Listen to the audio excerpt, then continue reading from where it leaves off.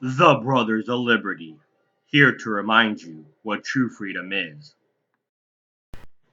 Hello, and welcome to Brothers of Liberty with the older brother Kelton here, bringing you another video.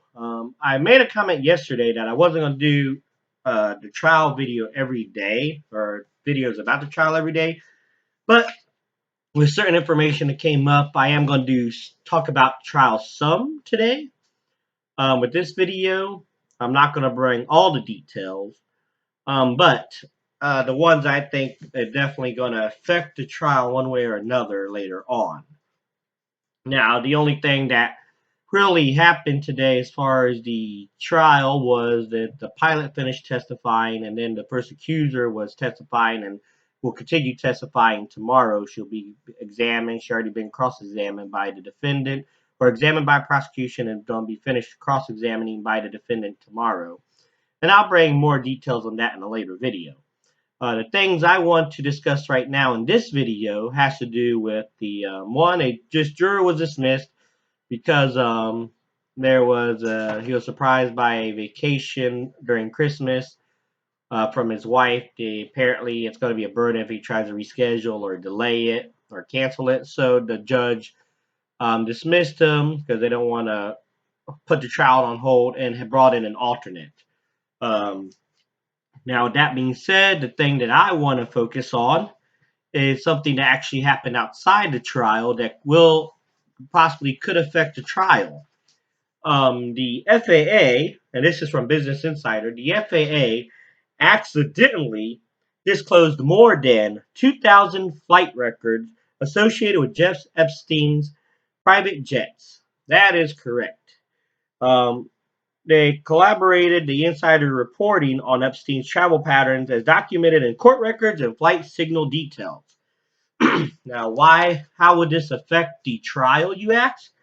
Well, see, in March of 2020, the FAA actually denied insiders' request, saying that the records originated from an investigation file and was exempt from disclosure. The exemption comes from Congress. They cited Exemption 7A, and it shield records that were complied for law enforcement and could reasonably be expected to interfere with enforcement proceedings. Now, what do they mean by enforcement proceedings? Well, they didn't speculate or say what it would interfere with. The FAA inadvertently mailed insider the portion of Epstein flight alongside correspondence for an unrelated FOIA request earlier in the year. So how would this affect the trial, you ask? Well, today the pilot was finishing his statements and testifying in the second day of the trial. Today he stated that his passengers included Bill Clinton, Prince Andrew, Ishak Perlman, an Israeli violinist, Donald Trump, Chris Tucker, John Glenn, Kevin Spacey, and former Senator George Mitchell. Now, yes, the pilot named names of people that's been on the private jets. The pilot even recalled one of the accusers being on the jet. He did say that Trump was on the plane, but people really didn't associate with Trump. They also asked about the pilot, Epstein's generosity to the pilot. The pilot stated Epstein put him and his personal assistant in an apartment in New York and gave him 40 acres of land to build a house on and put his two daughters through tuition in college. And they're trying to say that Maxwell was, they're probably going to try to say that Maxwell was enticed by his generosity, but remember, she came from a rich family. Her father was the late Robert Maxwell, a media mogul. So, now, how does this will affect the trial? Well, let's see. You have flight records that the FAA had that now is gone public, and it was supposed to be exempt because of an ongoing investigation or enforcement. The trial is ongoing. They could either say whatever the pilot told you, ignore because they can't use that because because of public opinion. Now that the public has access to it, it can interfere with the case or outright say, oh, mistrial.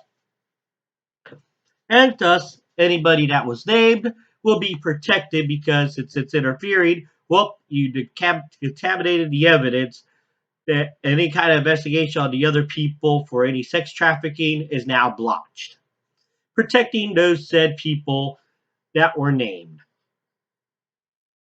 So, was it a coincidence or not a coincidence that they inadvertently sent all that information to Business Insider? I'll let you be the judge of that. To quote someone from Star Trek, I believe in coincidences. I do not trust them. And that's, like I said, that's why I wanted to do the story today, to bring that into light. Like I said, the other part of the jury, I'm sorry, not the jury, but the court trial had to do with calling the first accuser on the stand. And I'll cover that a little more in detail once they have all the information from the first one in a later video later on this week. But as far as the FAA releasing those things, I think it was done intentionally. There's no proof of that. It's just speculation, in my opinion. But tell me what you think. Like, share, subscribe, follow us. We're here on YouTube and Rumble. And we have a Parler account, which we don't get much on, but we also have a Facebook as well. And if you have any topics you want us to discuss or any information you want us to give to help us out here, Brothers of Liberty 76 at gmail.com. Would like to hear from you. And once again, this is the older brother Kelton reminding you what true freedom is and ought to be.